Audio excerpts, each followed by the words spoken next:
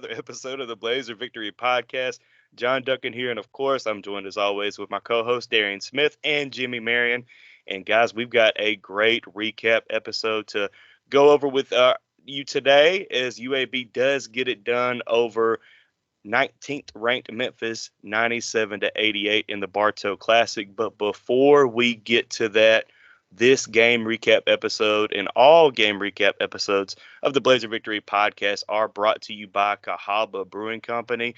And shout out to Cahaba. They just celebrated their 12th anniversary for the brewery. So congratulations to Cahaba. And today we're gonna focus on the lager, really good, smooth lager, medium-based lager. Go down to the tap room, have one, and let them know that you've heard about Cahaba on the Blazer Victory Podcast. That helps us out, and of course that helps Cahaba out. But if you can't make it down to the tap room, you can go to your local supermarket and pick up a 6-pack of Cahaba lager, or pale ale, or blonde, or IPA, or any of their core classics. But guys, UAB gets it done, and I think we need to, before we even talk about the game, let's talk about that atmosphere in Bartow Arena. But before we talk about the atmosphere, make sure that you check out the Blazer Victory Podcast YouTube. If you're watching now, hit the like, hit the subscribe, hit the comment. Were you in Bartow for the game? If you were, how was the atmosphere in your opinion? And guys, we got to figure out how to get those people to come back to Bartow. I mean, we got a tough game this week at North Texas, and then, SMU. But next Thursday, FAU comes to town, and we need that same atmosphere, if not better, going forward at home games here in Bartow Arena, UAB. But that's how you get it done. That's how you get people to stick. We talked about this during, when we was going over football. It's like we had those moments, like when we opened up Protective, and it was just such a letdown. You have all of those people in the building, and you have the environment. Everything is cooking up just right. But you ever have all the ingredients to your food and everything is going well, and then you take a phone call or you go do some laundry and you start watching something on Netflix, and you come back 45 minutes late, like, oh, I left it in the oven too long. And then you had all of this stuff planned out, like you had a date, and you was cooking up this plate. You had the plates and the candles set up, and it's like the food is ruined. And now she doesn't want to come back and see you because look what happened. You was careless, right? Well, no, we had got it we cooked it just right. And Coach AK and the group came in while we had the environment in the packed house. Those students that were there that never been to a game before, they're going to say, wow, this was amazing. Shout out to the student section. I hope that game shows you what I've been calling them out for a while. I hope that game shows you how they are the heart and soul of arenas. Football, basketball, doesn't matter. They really carried the stadium. They were electric. I saw Joe Webb down there with them just bouncing and jumping around. And I saw towels going. I saw swag surfing. I saw everything. And we felt their energy. I'm way up top. We felt their energy way over there. And this is what I mean. I had a feeling. It was like a nostalgia. Just those feelings of warmth, and like, there it is right there. And hopefully those students, they remember how that felt and they want to keep that moment. That's how you retain people. That's how you get them to come back. They took advantage of the moment, and everybody had a blast. My kids want to come to UAB already now because they had a blast. I said, where y'all want to go to college? UAB, I want to be a Blazer, because we took advantage of the moment. So keep doing that, and I promise you, the arena is going to fill up.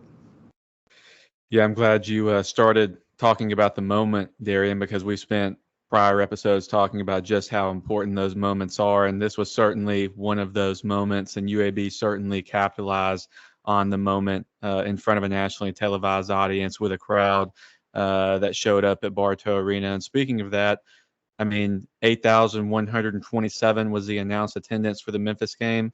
I didn't have time to look this up, but does anybody know, like, when the last time UAB had that type of crowd in Bartow Arena? Do you know, John? It was Auburn 2016. What was that, over 8,000? Yeah, I believe so. Yeah, and UAB lost that game. So yeah. So, I mean, Was that off top of the head, or did you research that? Let us know. I think. Hey, correct me if I'm wrong, people in the comments, but I'm fairly sure that it was 2016 Auburn. Yeah. Jesus, well, look at. Okay, I'm sorry. Go ahead, Jimmy. That's impressive, John. That's yeah, impressive. yeah, no, that's really good. I was trying to think. It just doesn't feel like it was that recent. Like honestly, I know that the UAB's had some crowds, 5, 6, even 7,000 plus in the Haas era. When UAB was really cooking with a 20+ game home winning streak, and was captivating, the city during that time frame. But as it relates to getting within a few hundred seats of a sellout, it just seems like it was forever ago. And speaking of forever ago, I was rewatching the broadcast, and they had stated that the last time that UAB had defeated a ranked Memphis team was 2006. 2006, that was forever ago. It was almost 20 years ago. And so that certainly brought back some memories as well. I was certainly Yep. pleased It with was the. Auburn, 8,728. Yeah, There you 2016. go. Okay. Maybe the loss made me want to forget the moment that had went by. Yeah. But speaking of the environment, I thought the team did a good job of handling the environment. Now, I know AK had stated that he thought that UAB started a little bit slow, and that was represented by, falling down by a few points there early.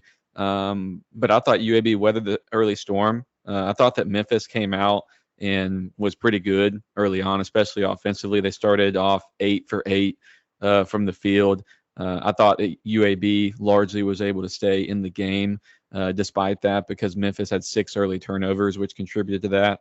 And I was certainly curious how some of our transfers would do in this type of environment, because we spoke prior, and AK stated prior, that for some of these junior college guys, even the first exhibition game was like the largest crowd that they had ever played, in front of, and then to move forward and see, how well they, did, and how well they fared in front of over 8,000 people, specifically Yax. Yax was a guy that I was, really looking to see how he would perform, and I'm sure we're going to talk about him a little bit later. But to do what he did to do for the players in this team that were in front of an environment like that, on national television, on the ESPN channel, not ESPN Plus, not ESPN2 or U, the Ocho, whatever the situation was, it was on the ESPN. So just kudos to everybody that showed out and for the team to perform the way they did. Definitely. And everybody that came into Bartow for that game, please come back. I mean, we really didn't. Last week was kind of busy for all three of us. I was out of town, and we had other issues. But Andy was very visibly frustrated at the crowd at the East Carolina game. I get it wholeheartedly. We talked about it in the group text. You make the transition into the American, you're getting into a better league, you're having better opponents come. Where's everybody at? But this is a moment that people can remember, that it's going to light the city of Birmingham. We had everybody, whether it's the mayor, Darian mentioned Joe Webb, so many people, James Spann, hyping up this game. And to not only have a great atmosphere at this game, but get a win over a ranked opponent in front of national television, like Jimmy just mentioned. So, we've talked for years on this podcast about missed moments, missed opportunities for UAB. But this was, hey, it's time to cash in. They took care of business in this ball game. So everybody that came out to the Memphis game, come out for the FAU game. Come out to the games going forward, because it's fun. It is fun. Darren said he had his kids. I had my daughter. Now, she might have been on her tablet half the time, but she enjoyed it. She didn't have to. Hey, she had the headphones on. She didn't have to hear the screaming Memphis 8-year-old girl telling me how stupid I was and to shut up cheering. Hey, but I said, hey, no, we're going to cheer and we're going to celebrate this dub. Or the UAB fan a couple rows behind me telling me to sit down. No, we're going to celebrate this dub. Yeah.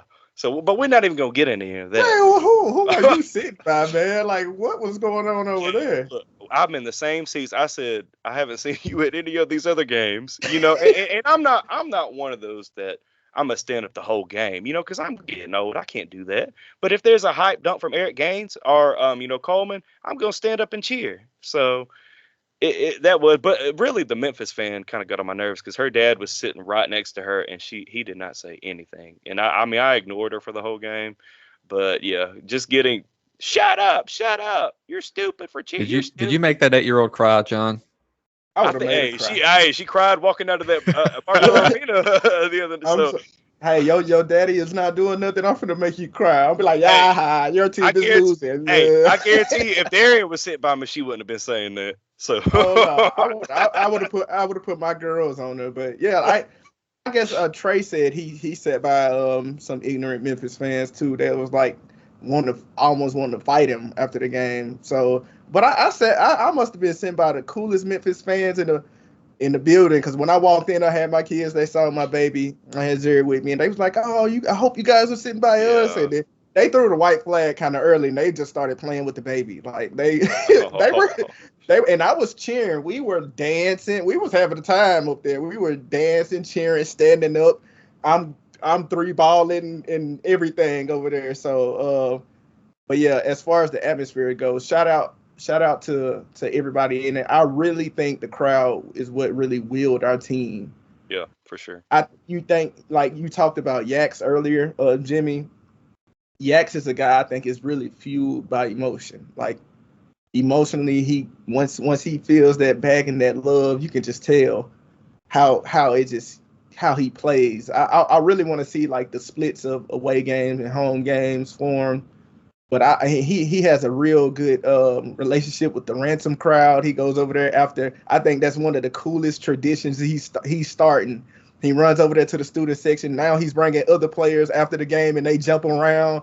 I stayed just for that and watched them go over there and jump around together, and it looks so invigorating. And another guy was E.G. Eric Gaines. Now I know we're going to talk about basketball, how he played and how well he played, but we talked about how stoic EG is all the time, right? He's really just, he's like the blank face emoji, right? He's just the straight face emoji most of the time. He's never too high, never too low.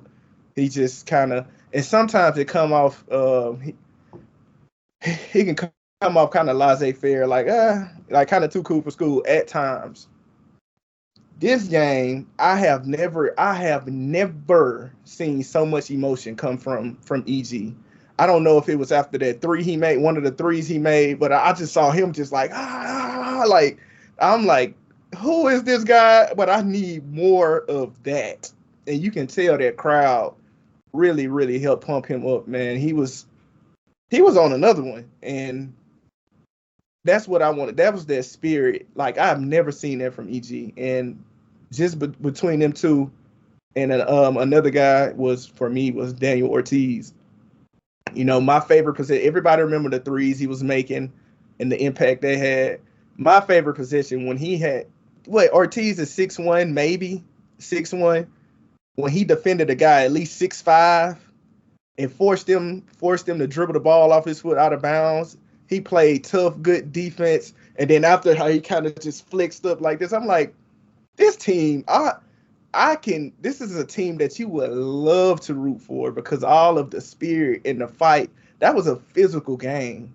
And of course, we're going to get more into the gameplay. That was a real physical game, but our guys were dogs. Everybody that out there that played, they were dogs. Make or miss, I enjoyed how they played with the energy and the passion that they played.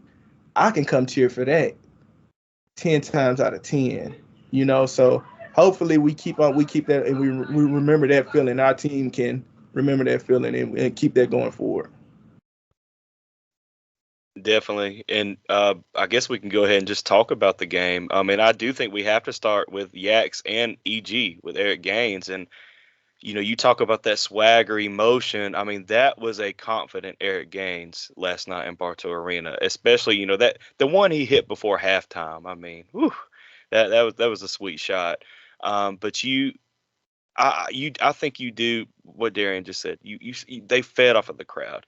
They saw the environment and they just seized their opportunity. I mean, and people forget like Yaks. I mean, like Jimmy just mentioned and AK has mentioned before in the media availability and interviews that I mean this was a guy that was playing in JUCO that not near like 500 fans maybe. I mean this was a huge environment and a huge test for him, and he passed with flying colors. Yaks is still playing really good basketball, and EG to see him shooting confidently on the court and getting it to the guys to get some assists. Yeah, I know we can talk about the turnovers, but Memphis UAB played very well defensively and forced Memphis into a lot of turnovers. And I mean, you could see the frustration in the Memphis fans in Bartow Arena, and I'm just so proud of the guys. This was a great kind of game to kind of elevate your performance going forward. We're still in the tough stretch of games. We've got North Texas, SMU, FAU still to come. I mean, this is going to be a gauntlet for these next few games and really here on out in the American Athletic Conference. But really good game. Kudos. Memphis scored over 80 points, but I thought defensively UAB played tremendously. But Jimmy, I'll throw it to you for some stats that if you want to go over some stats for the Bartow Classic. Yeah, absolutely. So we can start with Yaks. I mean, obviously another monster performance by Yaks. And I guess what I would say is what words are left for us to describe his play? He's a box score stuffer, but the box score doesn't reflect the joy that he plays with and really the connection that he has, with the UAB fan base. And, statistically, to keep things quick with him, we're 4-0. UAB is 4-0 undefeated in the year when Yaks scores 20 or more points. UAB is also undefeated when he has 15 or more rebounds at 6-0 in the season, 7-1 when he scores at least 5 field goals. So, Yaks contributes in a lot of different ways. Darren was referencing the splits earlier. Yaks, when he has just about every time he has 20 plus points, he's getting those 15 plus rebounds because he's having a lot of those second chance opportunities. He's aggressive in the offensive glass, and he's really making, those extra opportunities for himself and for this UAB basketball team. So when Yaks has those monster games, UAB is certainly benefiting from that in the win column. And then switching over to Eric Gaines, was this Eric Gaines' best performance? As a Blazer, I would argue that it was. It was certainly his most efficient, right? 7 of 10 from the field, 3 of 4 from 3 is incredibly efficient. And he did this despite going to the line, at the beginning of the game and missing that first free throw. He also missed his first 3, from the corner. And for him to really end the game the way that he did, hitting his final 3 threes was monumental. And, for those of you that don't know, going into the game, EG ranked last in the American Athletic Conference in effective field goal percentage. And that's for players that were playing 60% or more minutes of their team's play. Darian touched base on it already, the emotion that he displayed, specifically after he hit that 3 right before the half. That 3, yes, it was only 3 points, but it did a lot of things for UAB, in my opinion. It really gave them confidence to end the half the way that they did. Obviously, not just for EG, but for the team as a whole to see that, yes, we have a lead despite not playing our best basketball, there in the first half. And this has been mentioned already, but he went 5 straight games prior, EG did, not hitting a 3. And so we've talked about the way the defenses have played him leading up to this ball game. And as we stated, hopefully this is just something that's going to carry over to future games. And again, when you look at the statistics here, UAB is still undefeated 8-0 when EG attempts 10 or fewer shots on the season. That's compared to 5-7 when he takes more than 10 shots. And when Eric is not just getting in passing lanes, but he's also defending at a high level, when he's taking that pride in those one-on-one matchups and playing as hard as he did defensively, it just makes things really difficult for opponents. So I'm really pleased with Yaks. I'm really pleased with EG. Those guys really showed up and were huge contributors in why UAB was able to get out of Bartow Arena with a win. I'm also pleased with EG because not only was he efficient, like, it's the shots that he took, right? Like, typically, like, coming off of a screen, we'll be like, okay, nah, probably not a pull-up 3, right? Yeah, but he was wide open. They went under those screens, and He just had to be confident and knock him down. I don't have a problem with him shooting wide open shots like that. If they're gonna literally just challenge you to make that, but take it. That's my whole thing, and I'm pretty sure AK is the same way. And now you get the cooking. Now he's going downhill, getting to the rim, trying to dunk on their head, two hands, right? Like he was being aggressive, like, and I like the aggressiveness. It wasn't the, sometimes you can tell when he's forcing something and he just kind of figure skate. That's what AK would say, the figure skate, and then it's like a step back, fade away, off one leg, mid range shot. And it's like, what is that? It wasn't. Those weren't the shots he would take. And even when he did go 1-on-1, he took the shot that was available. Sometimes in football you got to check it down to the running back. Well, that's what he would do. If it's hey, they're giving me this 3-pointer, all I have to do is step into it with confidence. I'm not gonna try to force something and spin around and go up and under. Like it wasn't none of that. And this is the most controlled I've saw him play at UAB. Yeah, and I just want to say, to support that, Darian's 100% right. 21 turnovers, I think, was the final statistic. EG had 3, right? 3 turnovers, and he had the ball in his hands for the priority of the game. And not to mention the way that Memphis was defending him, bringing that second defender and trapping him and playing him really hard, bumping him, coming up the court. I mean, they were super physical with Eric Gaines. And for him to have the ball in his hands, to have to make as many decisions as he did, and to end the game with only 3 turnovers, I think is absolutely huge. And just his intelligence, the way that he was able to get some of those, passes to Yaks, and then they were able to create opportunities, because then you're going 4-on-3, right? As AK had stated in some of his post-game interviews, and Yaks to be able to get in the lane and create those opportunities, whether it was to get to the free throw line or score, an easy bucket at the rim. I mean, a lot of that was facilitated and led by EG this game. And so I know we're talking a lot about it, but it's well-deserved. Like, it's absolutely well-deserved, and that's why I think that EG, this was absolutely, in my opinion, his best game in the Blazer uniform. Because how many times did we challenge, in a sense, like, okay, EG, we want to look for this, we want to look for that.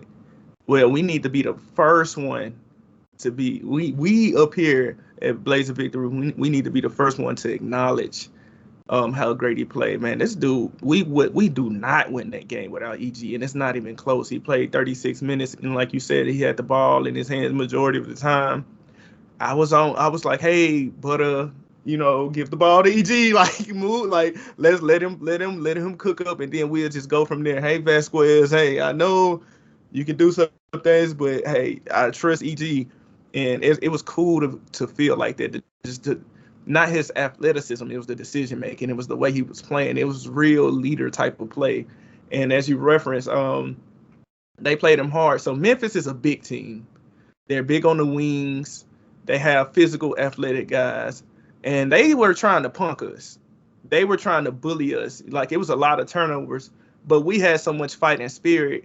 If Memphis is a team that you have to fight fire with fire. Like some teams you have to meet force with force, right? And Memphis was a team that if you meet that force with force, they kind of are like, oh man, I don't know what to do. They try to go for knockout punches. They're not a technical team. Charlotte is like a jab, jab, jab. That's how they beat you, right? Like, they kind of come and wave. They never go away. But Memphis they have one big punch.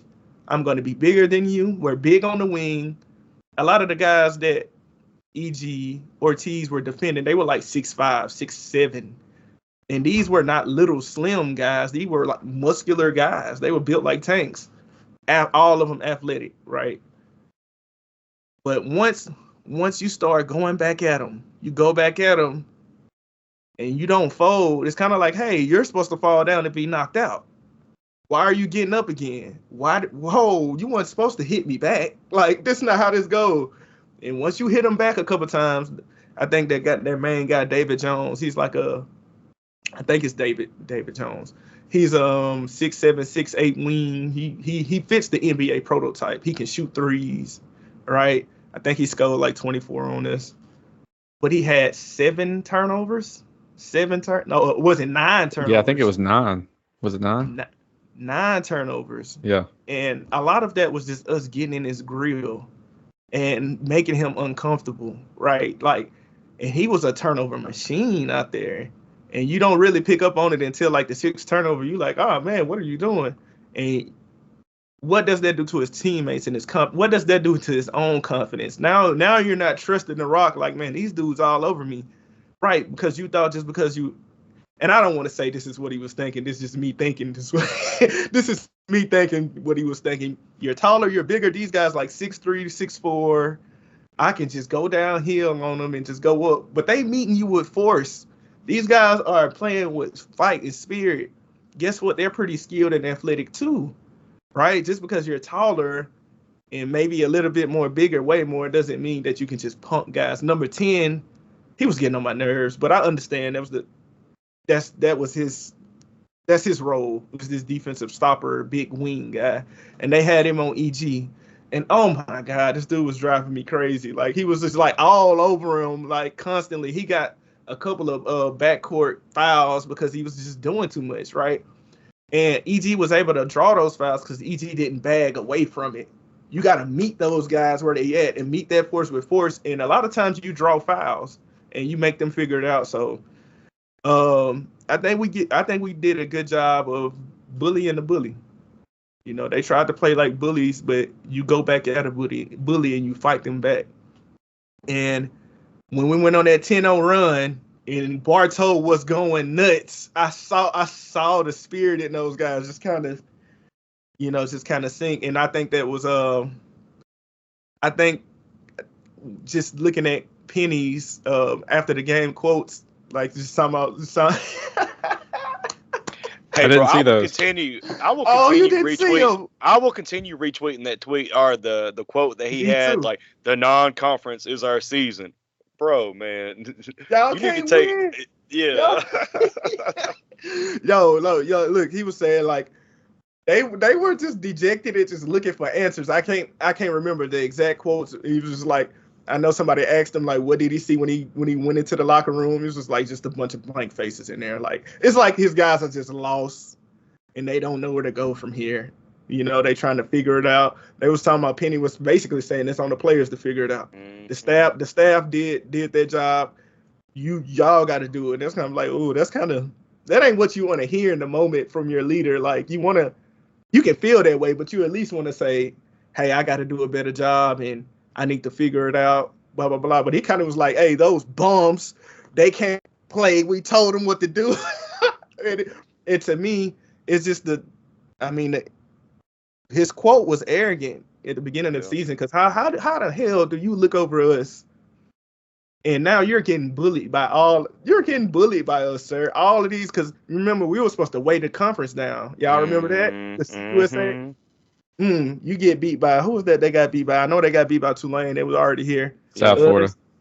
And then FAU beat them in the tournament last year. So I don't understand how you can like dog the teams coming in when you just lost to them in the NCAA tournament. Like, it is wild to me. Wild. And hey, a real coach can interview with ESPN in the middle of a game.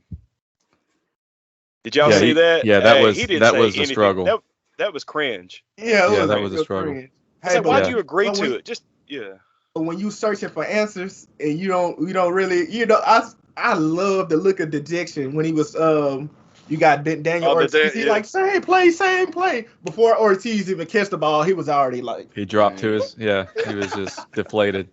Hey, well, here's the we certainly will not hold back from making fun at Memphis, but I will say that luckily for Memphis, their next 3 games are at home versus Rice, and then they go against Wichita State at home as well, and then Temple on the road. So, good luck in your Super Bowl, opportunities, Memphis, as you look to get back on a good winning streak to help your resume out. Their Super Bowl against Rice. That's right. Their Super Bowl. So who knows, man? That just goes to show you, like, this college basketball. There's no way that you can overlook, like, the arrogance you have to say that in the beginning of the year is crazy to me. Like, that's crazy to me. And I'm pretty sure he regrets it, Of course, we're going to keep going at him because it's Memphis. Like, who cares, whatever. Yeah, I mean, I can understand, if you've been in the NCAA tournament and have multiple wins in your 6 years coaching, but You don't have that. So why would you be so arrogant, like talking about? I mean, and you hyped up this kid that came over from Tuscaloosa. What was it, Quinterly? And he goes 4 from 15 from the field. I mean, Cuffs like, got locked up, mm, had him in jail. mm, mm. Tony and Eric Gaines had that boy in jail out there. So you know, A defensive intensity. So I don't know, but yep. Jimmy, I know you wanted to talk about the bench a little bit, and then we'll wrap up. Yeah, you just mentioned one of the names, Tony. I thought that he helped really extend the lead there in the second half. He had a couple tough finishes in transition, as well as, doing Tony things, diving on the floor, creating possession opportunities for UAB. Early in that second half, he finished a layup in transition. He had a layup off of a feed from EG, and then he stole the ball, dished a pass to Yax. Yax was able to convert. That's when UAB was able to extend the lead to 10. And then Memphis called a timeout right there. So I thought Tony displayed a lot of energy and has really bounced back here in the last game or so. I think it was the last game prior to Memphis in which he had hit 3 threes. So Tony's really playing at a good level right now and helping UAB off the bench. And Darian's been on this for a while, the way that Christian Coleman has evolved and the way that he's developed in this UAB offense. And he looked confident. He pulled down 7 boards. And I will say that, there were a few that he probably wished he had sticky fingers or something to grab on the ball because he had a few loose balls and it was like, where'd the ball go?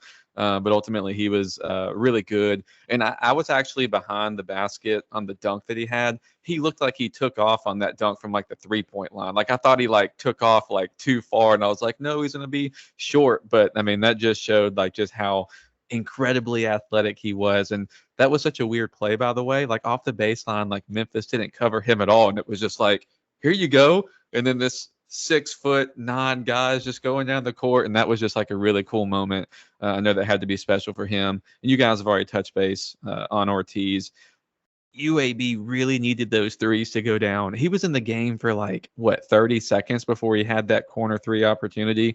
And then he hit another 3 a few possessions later. So he started off 2 for 2 from deep. He missed 1 and he came out in the second half and hit his first 2 threes. So he was 4 for 5 from 3 at one point. And Daniel Ortiz must love playing the Memphis Tigers because that's back-to-back seasons in which he's hit 4 threes against Memphis. And he did it in FedEx last year when he was playing at North Alabama. So that dude's confident against Memphis. And we certainly are going to need that confidence because as much smoke as we want to talk right now, UAB is going to have to go to FedEx, later this conference season. And hopefully Ortiz is able to catch a flame, in FedEx and hit some threes as well. Definitely well said, Jimmy. Darren, Darren, the thing I like about Ortiz was I love Ortiz and what he's done defensively. And I know we didn't talk about the Charlotte game because, we lost when we went up there, but even going back to the Charlotte game and before that, he's been showing something defensively. That was not a part of his game, right? But he's become this pesky, get after it guy. How many loose balls was it where he almost got him to where he was on guys running up on him? The way that he defended, I think that was David Jones, who was 6'7" on the wing and made him force it out of bounds.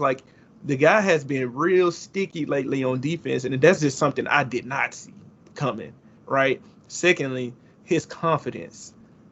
You can see, I remember when I played basketball, and sometimes they swing the ball to me on the 3-point line. I was wide open. I did not want to take that shot, right? It's shoot. I have to shoot it because I'm open type of deal. He's sprinting to the corner, hand up. Here, I'm here. I want the shot. You can feel it coming from him. Please give me this shot. I want to take it. And as a teammate, when you have a guy like that when it's tight situation or whatever, when you have a guy now I want to shoot the ball, you pass it to him. If I'm a JD or something, I'm here you go. Screen, take the shot because I got confidence in you too because look how much confidence you have, right? And I know it's just something that mentally having a guy like that with some cojones on him, right? Having a guy like that coming off the bench it does a lot for you. Speaking of confidence, Christian Coleman, that's been my guy. Y'all know that. It takes threads. I love the blocks. He does need to we have talked about him being stronger with the ball. He did lose a couple in the air. It's Christian, grab it, hold on to it, go strong. But that's cool. I'll take it. I love his defense. I love his energy. You know his moment of confidence for me. Did y'all see when he took the ball and he started to go down court with it? Then he did this crossover back and he kind of looked at the dude. I was like, I've never seen this from who was this man? Y'all remember that moment? Mm-hmm. He was like so confident. You can tell because he kind of looked at the dude and he had to like, where you going? Then he finally passed the ball. Like, let me stop. Like before I start showing out. And I'm like, man, this team at home, at least at home, we display this confidence because Yaks to me is the ultimate barometer. Again, now we're kind of just looking over 23, 24 point games, 16, whatever. We're kind of just like, let's talk about everybody else. And Yaks just did Yaks thing. I'm like, these are crazy stats. Like what are we talking about? You know? So, but Yaks is the guy that he just embodies spirit. He embodies soul. Like you see him, he's like bouncing around. He's just a jubilant. It just seemed like a fun dude, right? He seems like a dude, like when he gets older, he's just gonna be like a good dad, right? Like he's just so fun and like it's just his spirit is just so pure, right? And what I want the team now to take the next step is to embody that spirit on the road, no matter where you play, that spirit is you. It's not where you're at. It's you, right? So I want EG to remember that fire he had. Remember, because that whoever that EG was, that's the EG we need every single game. That fire, that Tony, all of those guys, that passion that they played with, carry that with you on the road. Because if we want to talk about making it to the tournament, winning the AAC, whatever, that's what it's gonna take. And I don't care how many people is at Bartow Arena. When I played at back in 2010, 2011, at UAB, there's a couple times we played in front of empty arenas at home, empty, right?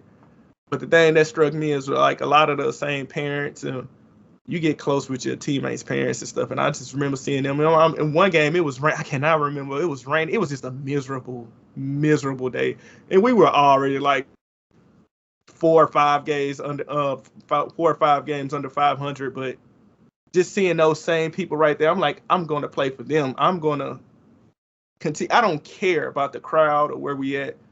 Those people matter. Brothers matter. And I matter because I'm the best out here, right? So I want to see the team take that and moving forward and take that on the road and start something for them. Hey, no, John, we're probably getting close to closing out. I just had a quick shout out that I wanted to say. So shout out to one of our loyal listeners, Scott. It was really awesome meeting you and talking with you for a few moments following the Memphis game. We appreciate you, man. And I look forward to talking with you a little bit more following the next couple of games. So funny enough, Scott had commented on one of our recent YouTube clips and it said, hey, I didn't know I was sitting next to, this guy on this podcast for all these years. And like this pod had kind of given us a quick moment to connect following the game. That's what this is all about, right? Is making, those connections with the Blazer faithful, for trying to, to exude, the Blazer voice, throughout our listeners. And so we just appreciate Scott and all of our other listeners for interacting with us. And Darian says this, John says this before, like if you're one of our listeners, like come up and say hello, and I just want to make sure I gave that quick shout out. Because that's why we do it. Yeah, I mean, Thomas, Richard, Scott, like you just mentioned. Come if y'all see us at a game or even out in Publix, Walmart, wherever, our Cahaba Brewing Company, our Taco Bell, anywhere you see us, hey, come up and say, hey, man, go Blazers, appreciate you, because we appreciate you all for listening to us. We wouldn't have got to where we are without y'all listening and caring about what we say, how we analyze games, and whatever we do. So shout out to you all, the listeners. Thank you all so much. And Darren, were you gonna say anything else? I was about to say, speaking of, I remember I know I saw Steven, I forgot his last name. I want to say Adams, but that's the basketball player. I can't think of his name, but I saw him after the game and I talked with him after that. But I saw on the way home, I was walking across the street and it was like, hey man, Darren, you doing all right, man? It was good to see you out there. And I said, oh yeah, what's going on? I ain't noticed who it was. He said, Blazer Q. I said, you're Blazer Q. Oh, okay. I said, yo, Blaze. I said, man, it's good to meet you. We dapped up and everything, so it was cool meeting him, and I thought that was a cool moment. So, yeah, man, just seeing some of the guys that listen to the pod and now getting to, see who they are in person and being familiar with them. That's a cool moment. So keep on doing that. Maybe sometime down the line we'll have a Blazer pod section at a basketball game or something, right? That would be so cool. where we won't have to tell each other to sit down or anything like that. Yes. Well, hey, next for basketball, Wednesday night at 8:00, they travel down to the Super Pit to take on North Texas. It's going to be another big game, but you can catch that on ESPNU if you are not going to Denton. But thank you again for listening to us and watching us on our YouTube. Again, if you are watching on YouTube, like, subscribe, comment, share us with others. If you see us at a game, tell us who you are. Hey, we appreciate every single one of you for watching and listening. And I know I speak for some of the listeners, too, that thank goodness Jimmy is back on this episode as he had to dip halfway through that last episode. We were scared. I had a home emergency that happened during our recording last time. So some of you might have seen me like take my headphones off and be like, what is going on? That needs to be a meme. Somebody create a meme like when Jimmy's getting the headphones off. It's like, uh-oh. Hey, thank God my mic was on mute and I turned the camera off because y'all might have seen me cry about what the situation was. Everything's cool now. But hey, shout out to any listeners that thought I just had to go to the bathroom, because I'm sure that was part of it too. Like, Jimmy dipped out and he's gone. There was a little too less water for the bathroom. That would have got us some listeners for sure, as if one of those podcaster has to take a live dump, during the pod. I'm so glad that has not happened to any of us yet, but I'm sure only our children having accidents, right? Isn't that, John? Oh my gosh, yeah. My son has pooped on the floor a couple of times during episodes. Thank goodness that's upstairs and I record downstairs. So shout out to Elizabeth. Hey, shout out to my wife. Pooping on the floor is crazy. Holding it down, man. Well, all right, guys. Hey, drink Cahaba beer and share us on YouTube. But we'll be back next week to recap some hopefully wins. But as always, just Blaze and go Blazers.